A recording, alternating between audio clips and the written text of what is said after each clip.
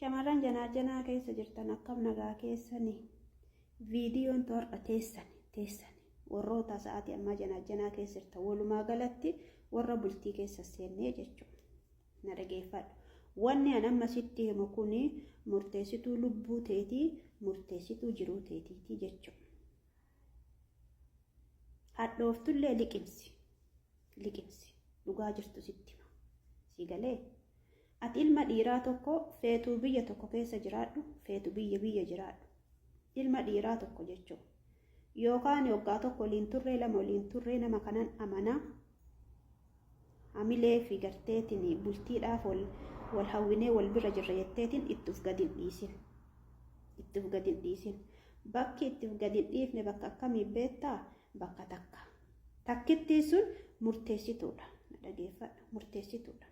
Isheen maali yoo jettan ilma dhiiraa tokko hoggaa 2-3 waliin ture hin amanaa hin shakkuu jetteeti uf gadin dhiisin bakki asiin jedhu bakka qullaasan.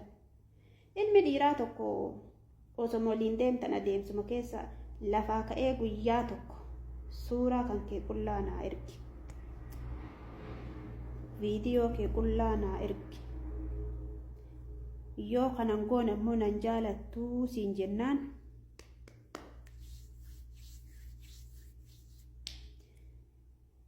kaartaan itti awwaalan siif dalagamaa jira jechuudha. Kaartaan si galee kaartaan yoo qullaa saniin ergin nan jaalattuu siin jedhee afaan sitti baanaaniin sii dhumattee jirti. Ati ammoo jechuudha bulloo kiyya natu siin jaalanneere hinde jaalala kan keessa isaa ibsuudhaaf harkuma kan kee kanaan jechuudha. Harkuma kan kee kana uforaabdee kaameraa dura teettee itti ergitaa jechuudha. Shiqeete amma safuullee hin qabu miira keessa jiran sheer gootaa fi jechuudha. Sa'aatii sheer goote sanirraa atin sa'aa sheer goote sanirraa rimootiin beektaami kan namni as taa'ee televiziyiin waan fedhe irratti deeffatu. Sa'aatii sanirraa jechuudha. Namni sun akka rimootii olii gassi oofuu danda'a. Jireenya kan kee keessatti jechuudha. Umrii kan kee guutuu harkatti deeffate. Si galee waan inni siin jedhu godhu yoo wanti sun hin tahamne ammoo viidiyoo kan kee horsi baasamu akkam taataan boodarra dhuftii jechuudha. Kana hunda godhuudhaaf kaarta bilaanii isaa dursee maaliidha? Suurota kanneen jaalalaa si gaafataa jechuudha. Suuraa qullaatii fi viidiyoo qullaa akka ummaatee garaa buute ergisiin jedha. Si galeen gaafa Maammadoo hoggaa 2-3 waliin turte. Ila guyyaa takkarraa eegali jechuu kiyyaa bar. Wanti gara hoggaa dhaqee fi hoggama 4-5 iyyuu ta'e. Hoggama 4-5 iyyuu ta'e. Nama kana waggaa dheeraa waliin turree amana jettee uf gadin dhiisin. Si galeeme gaafa ilmi dhiiraa karaa sanii sii dhufe Israa'eliin beektaa karuu namaa fudhusun balbala sittan konkaa jira. Balbala sittan konkaa jira. Daddaftee tooybachuu qabda. Daddaftee jaalala isaa san dhabdee umrii kan kee guutuu miidhamuu sii wayya malee. Si galeeme umrii kan kee guutuu miidhamuu sii wayya malee. Jaalala isaa san ibsuudhaaf akka aayyootee garaa buute fuulaa kan keerraa kaasee hanga miilaatti uf ergite taanaaniin hayaata addunyaa kan kee irratti sii dhumattee jirti. Ijoollee ati akkoo taatuuf illee si arganii jechuudha. Si galeen fakkeenya fudhadha. Booniyyaan mucayyoo sun amma bultii keessa seenne kunoo yuutuubii gubbaateetti ofii ganaa bultii ijaaratti. Ilmaan isii gaafa lafaa ka'an arganii jechuudha. Fakkeenya nama hedduu fudhadha. Shamarran yeroo ammaa akkatti ooraa isaanii gabbahaa jiran irra hedduun shamarran bultii keessa seenne. Shamarran bultii keessa seenne. Mee dursa namatti waa erguun duratti qullaa akka dhalatte daadhitii keessa akkana of laala. Bareedda. Hin bareeddu ko. Nan badee hin bareeddu bar.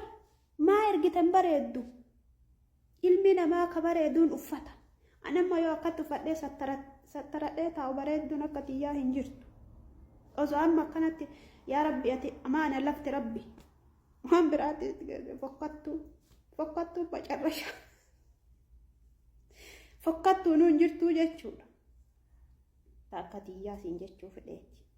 Walii galle namni uffatumaan bareeda. Namni ebal abbama fedhe bareedaa nama sirra yaa kun namni qullaa bareedu hin jiru ijoollee. Garittuu ooraa kan kee, satrii kan kee, abbaa manaa kan kee, isa halaal kan kee. Si galeemi. Yogguma qullaa waliin gangalattee akkuma feete taateeyyuu sirraa bareeda. Satrii kan keeti. Duraan rabbi jedhee jechuudha. Jaarsaaf jaartiin satrii waliiti duraan jedhe. Ati amma fakkeenyaaf lafaa kaatee gaafa waan kana sheergoote namni sun jechuudha. Namni sun boolla siiqoteetiniin erbee gubbaa sii buusee guyyaa eeggataa jirtaa jechuudha. Keessuma culbuq jechuudha. Shamarran meeqa jira yoona miidiyaa tanarra wanta akkasii keessa seente umrii isaanii xaxamanii akkasii jiraataa jiran jechuudha. Gisee mara gadda malee gammachuun argatan. Sigalee warroonni jireenya addunyaa kanaa nagahee jedhanii yeroo baay'ee poostii waa godhaa viidiyoo yookaan tiktookii kanarra gadhiisaaran warroota mistira akkasii qaban. Addunyaan tunnaaf geettee jirti. Yaa Waaqayyo na waamadhu warroonni jedhan jechuudha. Yaa Rabbi maaliif na uumtee warroonni jedhan.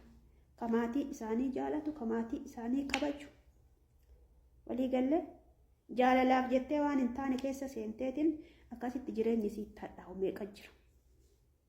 Saniifuu faaxiyye janaa keessa jirta hiriyyaa kan kee ka hoggaa dheeraati satri matanteetiin taa'e. Feetanii shamarranii bultii ijaarrattanillee jechuudha ka ilaa daangaa irraa daangaatti bultii keessa seentan. Jimmarraa kaatanii harargee dhatta harargeerraa kaatanii shawaa seentan shawarraa seentanii wallaggarraa arsirraa baale biyyarraa wal xalabattan kunniin ka jireenyi biyyoormaa walii isin cafallaqee gartee jirummaan biyyoormaa walii isin cafallattee jireenya keessa seentanillee keessa uf laala. Quncaa mukaati. Ka maatii kan kee hin beenne ka inni maatii tee hin beenne sii galeemi atilleen keessa yoo laaltee rakkoon qabu. Kana yeroo jedhammoo ilmi dhiiraalleen ka shamarran waan akkanaa irratti raawwattu bor ilmi ati dhalte jazaan sii guduufamaa jechuudha. Isin obboleeyyan kenna. Isintu garaa nutti jabaate shamarran jaalalaan kufanii harka keessan irratti kufanii isiniif jecha ooraa satrii ofii gabbaasan miidiyaadhaaf sheer gootanii jechuudha. Iraata qurxummii gootanii kun miidiyaa kanarraa barsanii jechuudha. Kanaafuu dirqama shamarran teen hanga dandeenyee walitti dubbachuun jechuudha. Gaafa rakkoon tokko dhufe shamarranuu biyya alaa maqaan kenna tokko. Ta'a dabattee teettellee, ta'a akka feete taatellee, ta'a guyyaa tokko fuula isii namni argin hajjabattee beentibettiin kumaatama jala jiranillee maqaan tokkichuudha. Saniifuu dirqama dubbachuu qabnaa jechuudha.